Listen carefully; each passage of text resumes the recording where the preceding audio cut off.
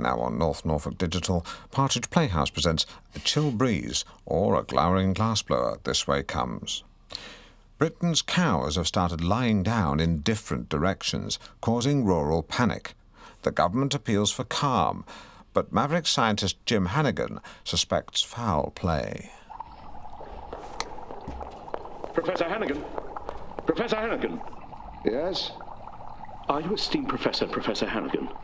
Last time I checked my lanyard. That's Hannigan, sharp as a tack. This is of the utmost secrecy. If the scientific community knew I was even approaching the man they'd ostracized, how can I be sure it's you? You'll notice I shook your hand quite badly. Of course. You're missing fingers. What's happened to his fingers? Hannigan's fingers are based on a guy I knew used to work the engine crane at Longbridge, and they're supposed to wear gauntlets. A London cocktail party with the cream of the world's scientific minds. Remarkable. Yet one still can't get a decent glass of wine. John Blindborn. Yeah. Whatever happened to him? He got caught having a bubble bath with a boy in the 90s, and so his confidence has taken a bit of a knock. But he's still very good, and his rate's gone through the floor. Hello, Hannigan. Professor Jim Kelvin Hannigan, if you don't mind. So you're playing Hannigan? Yeah. I mean, a few actors read for the part. A guy called Mark Rylance. Yes. Yeah, he was spectacularly good, but he wasn't Hannigan. Professor Hawking is driving over to us now. In the end, I got the part. Good evening, Mr. Dooley. Oh, hello, Professor Hawking. You know, your waistline is like the universe. How do you mean? It's ever expanding. You know the universe is ever expanding. Yeah. Yeah? I don't have to stand for this. I'm going over there. Nice one, Hawks. Sometimes I wish I was disabled but clever with a robot voice.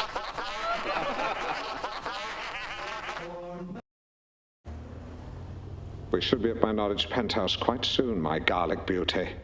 Were it not for this damn traffic. I cannot wait. Traffic and travel. Driver, turn up the radio. Due to a major incident, all roads in and out of the south of Norwich have been shut by police. What the hell's this? Hello, Sarah. Do you know what the red light outside means? No girls allowed. Broadcasting. Who said you could play it? Craig, who said you could pass around a sponsorship form for your daughter's fun run? What was that last bit? Oh, that was just part of the drama. But people might think it was an actual traffic report. I've seen the way you look at me. Your eyes devour me.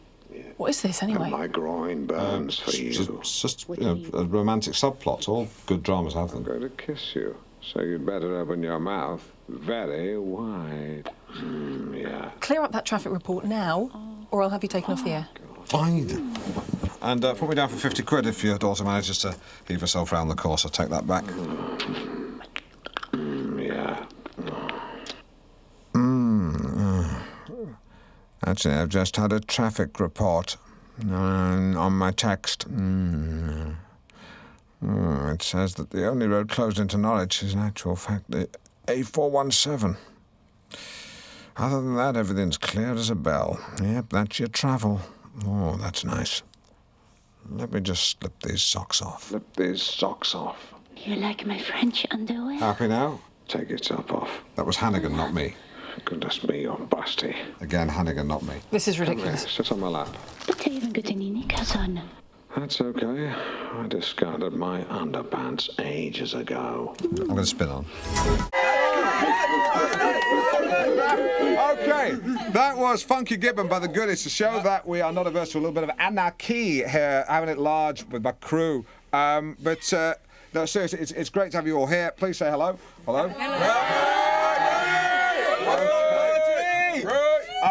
But no, it's a bit of a jam in here, but I'm sure we're breaching all manner of fire regs, but who gives a flip? I'm joined by a bevy of teenagers from North Walsham Comp who have taken their campaign to save the school playing fields and dumped it on the doorstep of the PM. I'm liking it a lot. Okay, listening to Ow!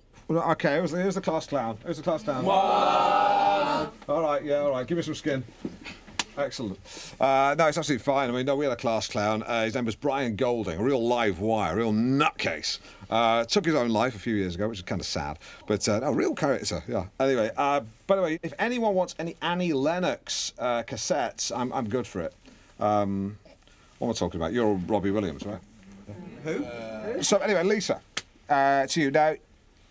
Tell us about the campaign, because a lot of kids get in the neck from some of the squares out there, but you guys are pretty diff. Well, we all got a letter during Christmas and we was told that the playing fields are going to be sold. Okay, well, so just going to stop you there. But an email from Norwich Fire Service saying a couple of you need to leave because we're over the limit here, or we'll face criminal proceedings. So I need a couple of volunteers. Me? Yeah, great. Okay, you too. Absolutely, thanks. Thank you very much. Okay, that's Can I that go dealt too? with. Yeah, sure. Yeah, okay, fine. Right. Watch yourself. That's that dealt with. Okay, thank you. Bye. I've got to say, right behind your campaign, though, I really... Go too? No, you can't. That's enough love.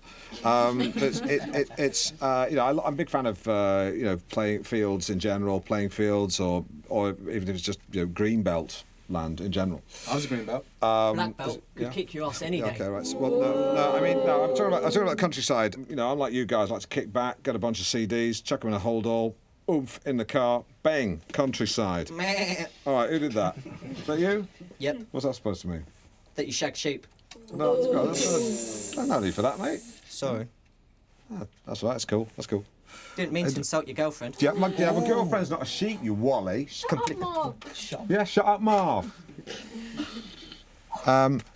You dick, calling me a sheep shagger.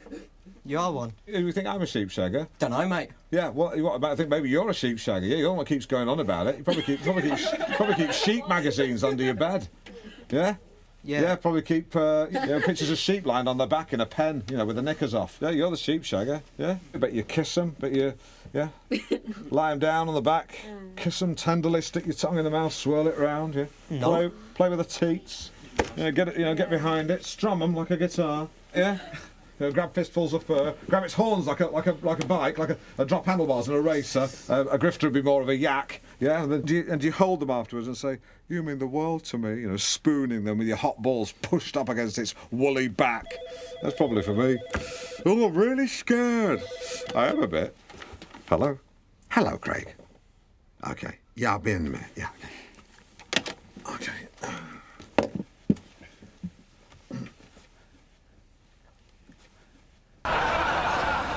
Alan, you don't remember where is Bono's house? Yeah, I will remember. Because the last time I was there, I took some pot and I was briefly mindless. And as I say, he has a huge dog, and he may well be drunk and unleash it, because normally I ring ahead. I am not scared to dogs. Well, you should be, because these are more like fat horses. You will either look thick, or it'll have your hands and feet off before Bono can whistle it to stop. What sort of dog is that? The sort of dog that the Nazis used to chase Steve McQueen. They are trained and they are very right-wing. This is Bono's house. Eureka! Are those spiky trees, yes? I think, are Joshua trees. This is Joshua? Who are all these cars? These are all Bono's. All these cars? Yeah, he's got the biggest collection of hatchbacks in the country. Bono! Bono! Well, this is it. This is where the idiot lives. Lovely pictures up there of lads with big hair. Henry VIII. He was a shit. Bono! No, he's not here. Do you fancy a curry? No, I want to see. Right, OK. Yes, this is Bono's bedroom. Not sure if he's in. Bono! No, he's not. He sometimes likes to lie there, though, with a Sunday Express. And the biggest bowl of Alpen you've ever seen. Massive, it is. What's the name of a U2 album? Joshua Tree? Yeah, I knew that, because he composed half of it over there. And the other half over there. These people are friends of Bono? Oh, still on that, are we? Why the red robe everywhere? Why the plastic fruit? The man is mentally ill. I've seen him eat a plastic pie. But in normal house, you don't have 40 tables all the same. The very fact that you're questioning my God. Hello, Alan. Good news. You got my text, then? Hello, Alan. Hello, Bono.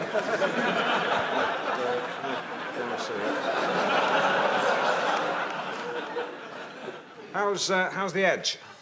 Yeah, just fine. How's Adam Clayton? Adam Clayton is fine. How's, the drummer? The drummer is fine. When did you last see the gang? I saw them last Thursday at a pop concert. Who were playing? We were. Right. Didn't see that advertised. You should sack your PR people. We have. Good. How long you live in house? Since the 80s. Linkington Hall was built by Sir Henry Howard. The Jacobean house is built on the site of a late medieval predecessor. He is not Bono, he's rubbish. He is, isn't it? Lynn, are those your mother's cataract glasses? Yes, they are. What's your name? Andrew. Andrew, who is, I'm guessing, a friend of Lynn's from the Baptist Church. Yes, that's right. What do I owe you for your trouble, Andrew? Just a contribution for the church. OK, well, £5. 30? 30? That's very generous. Been ambushed. There we go. Help yourself to a scone. You're probably sick of canteen food from being on tour. I forgot, you're not Bono. London, the year 2023, and leather-clad renegade Nero Costa is on the run. With the police now able to detect wrongdoing before it's happened by accessing our brains over Wi-Fi for signs of thought crime, police are able to apprehend so-called pre-criminals without trial. My character, Nero Costa, is wanted for the murder of a politician he is yet to even meet. Viva la revolution! The stuff there of some dystopian sci-fi movie, currently seeking seed finance and a distributor. In real life, though, with the thought police confined to the Guardian's comment pages, we rely on mass imprisonment to curb crime. But some criminal justice campaigners even take issue with that. Why? Well, in 1971, researchers at Stanford University conducted a prison experiment in which volunteers were given roles as inmates or guards. Within days, the guards had become sadistic and cruel, the prisoners servile and weak, a power dynamic familiar to anyone who stayed with their wife's parents at Christmas. I have personal experience of the kind of damage the Stanford experiment can cause. In 2004, I'm ashamed to say that I took part in a Channel 4 rehash named Loose Screws. If you ever want to see your kids again, you better start showing some respect! Right, who's next? The series was never broadcast. Where's Vernon? Academics pour scorn on our prisons from the comfort of their leather big chairs. But how many have ever been in a prison? None. Whereas I've come to sample a bit of porridge firsthand. Not the kind I have for breakfast. Organic oats, linseed, sliced nana, all washed down with piping hot coffee and my tablets. But Hello? It's Alan Partridge, I've got permission. But the kind of porridge served at Her Majesty's pleasure, with the only piping hot coffee, is the hot coffee thrown in your face by a troubled teenager with a rubbish dad. That's right, Borstal. Tissue, item, semi-used, access key insignia with leather toggle. Chicken shop wet wipes, 5 units. I didn't want to go to a men's prison, but seeing as the women's prison didn't get back to me, I would be incarcerated here in a youth offenders institute. For the homeless. And the gloves? Why? To kick off, I spent what seemed like an hour with prison governor Maurice Pelt. It's about carrot and stick, isn't it? Although you can hit people with a carrot. He said the boys nicknamed him Strangeways because he used to work there, but I'll let you be the judge. When these young lads walk through these doors and become inmates, I stand them where you are now, and I say, what? You blew it, kid. I say, forget what might have been. 3 words, Alan. 3 words that are banned in my office. Shoulda, woulda, coulda. Should have done this, should have done that. You didn't. Could have done this, could have done that. You didn't. Would have done this, would have done that. You didn't? No, you didn't. I liked Maurice. His inspirational shtick could be a little preachy, honed by Sunday mornings spent as a Christian minister. But if he thinks we have a soul inside us, like some sort of holy spleen, where's the harm in that? Because you know what the prize is, huh? It's the future. What's the prize? The future? Wrong, no. Not the future, a future. As a boy's eye. Because changing direction is a choice. But whose choice? Mine. It slowly dawned on me Maurice was asking questions he knew he and I both knew the answers to, which felt like cheating. Then again, although a bit simplistic for the likes of me, Where is it? Behind you. it was perfect for daft lads. Yeah, well, you know, the thing is that when it comes to crime, you know, I'll be honest with you, you know, people listen to me just purely on the basis that, you know, I've been there, I've done it, you know. You a scum? Well, I just got in with a bad crowd, you know. There was a lot of stealing, a lot of violence, you know. Yeah, I admit, you know, I was a bit of a bad boy. Yeah, scum. Yeah. It's a horrible word. I mean, I don't use it, he does. Well, no, that was in the heat of the moment. Someone had peed in my car. Well, you know, the point is, you know, I just think that I can use, you know, my experiences just to, you know, educate people, let people know what's going on. Yeah, I mean, I'm the same. I've had a few scrapes of the law, don't you worry about that. I've also had a few dinners with them too. A friend of mine's a chief inspector. He drink drives, but then he can. So who's that? Brian does the pub quiz. He's a copper, is he? Yeah, DCR Tollsmore. 2 weeks ago they found him asleep in his car on the roundabout. Do you know him? No, I don't know him, but, you know, I know quite a few people like him, you know. Some good cops, you know, some are dodgy. Yeah, he's not dodgy. I mean, he's a very good cop. I mean, he cuts corners. Then drink drivers do. But then drink drivers do. Yeah. Well, you know, it just goes to show that, you know, anyone can fall foul of the law. You know, it can happen that easy. I know it can happen that easily. I mean, when I was back in the day, when I was a kid at school, put some money on a vending machine for a Kit Kat. There was a malfunction. I got delivered 3 Kit Kats. And these were the 5-fingered kind, Julius. Now, you and I know when you've received excess confectionery, you contact the manufacturer or you call a cop. I didn't. I kept them. I wanted those fingers inside me, Julius. All 5 of them. 3 times. Like a chocolate fist? Yeah, I knew it was wrong, but I still did it. The chocolate fist? Yeah, I wanted them inside me. And it felt good, even though I knew it was wrong. From a chocolate fist? That's right. News and travel coming up, but time for a quick text on how hot you should have your bath. Frank Bannister in Blickling says a bath should be hot enough to gradually poach an egg. Time for news. Your headlines this lunchtime. Norfolk County. Talking of bath temps, you want to make sure you don't end up in hot water yourself. What do you mean? The chocolate fist thing. Grow up, mate. Okay. Cool. I don't see my phone. What kind is it? Mobile. It's just gone AWOL. Well, not AWOL, it's gone missing. Well, not missing, you know, just, in fact, forget about it. These things always turn up, don't they, Simon? Yes. Like the half a stone you lost last month? Yeah, we're not on air. Do you want me to check over here? No, God, no, forget it. Scrap it, scrim it. That's not even a word. I mean, phone schmo and it's insured. People get so hung up on phones. Yeah, we're not on air. I could really murder a pop right now. A what? I could really use a pop right about now. Do you want a pop on me, Julius? Do you want a fizzy drink, Julius? No, thanks. I'm all right. Brian. I'm sorry. It was a joke. Okay, Brian, stand away from the fruit machine. I can't tell what you're saying. Cool it. Cool it. I'm sorry. Okay. All right. Now, all right. Are you still all right for the quiz on Monday? No, I'll pick you up. No, I want to. Okay, ciao. That guy should not be a serving police officer. Less morning has broken, more morning has soaken, since every morning I have soaken or soaked my bed with perspiration. For this is the night sweats. This is the amount of sweat squeezed from the pillow of an ordinary sleeper. It's empty. This is the amount of sweat squeezed from my sheets after they were passed through a mangle. For I have the night sweats. But it's not just sweat I'm lying in. It's shame. I'm tired of waking up twizzled in damp duvet. Something needs to change. Gate. So, I've come to the blandly named West Sussex Sleep Clinic. After filling in a needlessly detailed questionnaire, it was time for Jim Jams and watery squash. These are my co-sleepers. Hi, Janet. They are amongst the worst sleepers in Britain. They are absolutely hopeless at it. But a chinwag over a glass of squash reminds us that we're not suffering alone.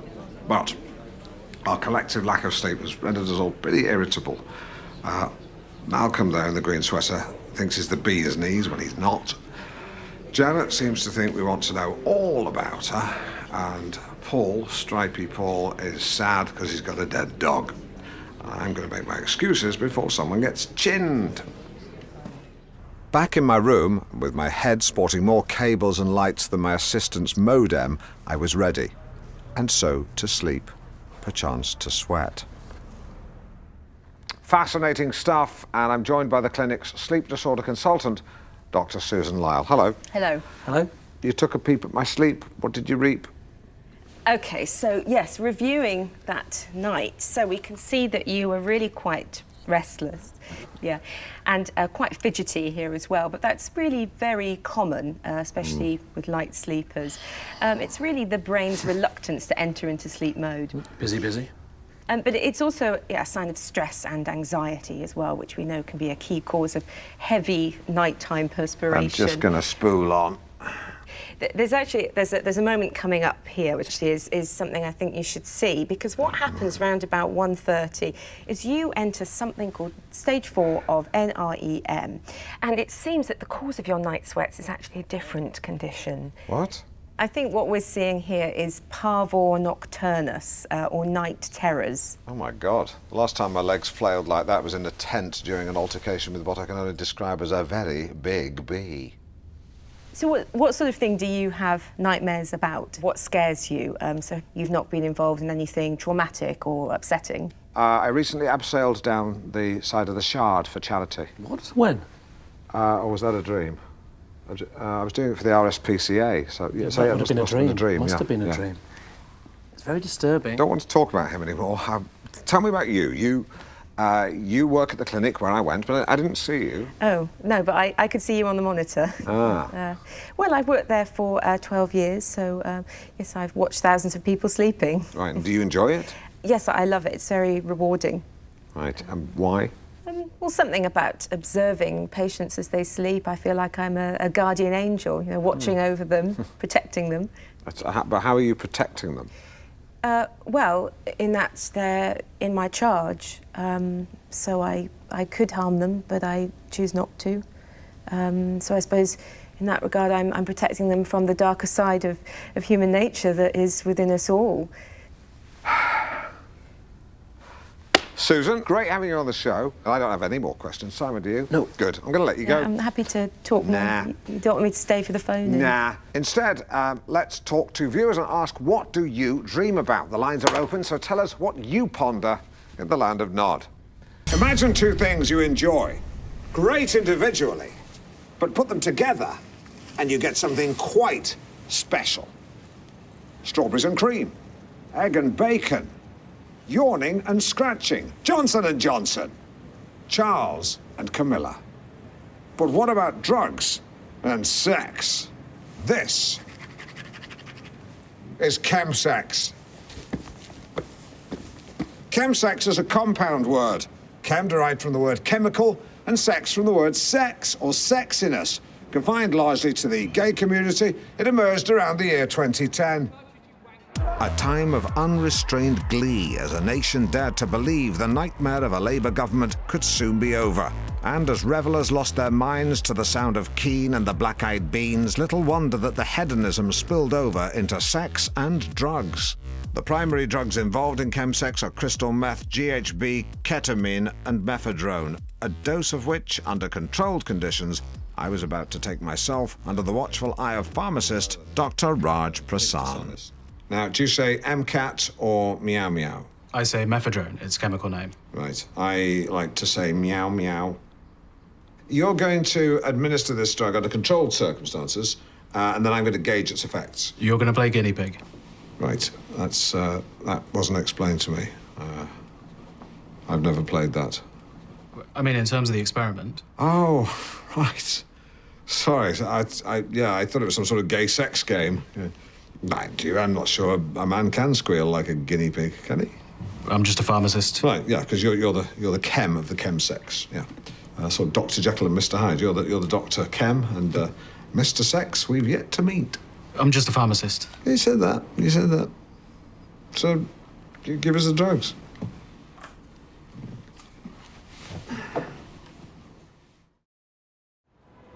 Well, it's 30 minutes later, and I don't feel especially different.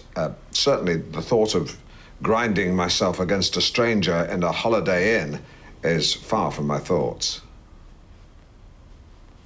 Yeah. Well, it's over an hour later. I've been told that one eyelid has drooped. I don't feel that much different. Am I in the mood for dancing? Absolutely. Do I feel sexy? Barely. Although I do have the sensation of wanting someone else to brush my hair. It's said the experiment replicates exactly the sensation of recreational drug use. Although instead of being surrounded by revellers, chewing gum and asking if you're having a good time, my only companion was a bearded doctor drinking coffee and reading a magazine. Well, the effects have completely worn off. My main recollection is an overwhelming desire to put on my comfy pyjamas and watch Tarzan. Is that sexy? I've no idea. But it was a very new feeling, and it was a very real feeling.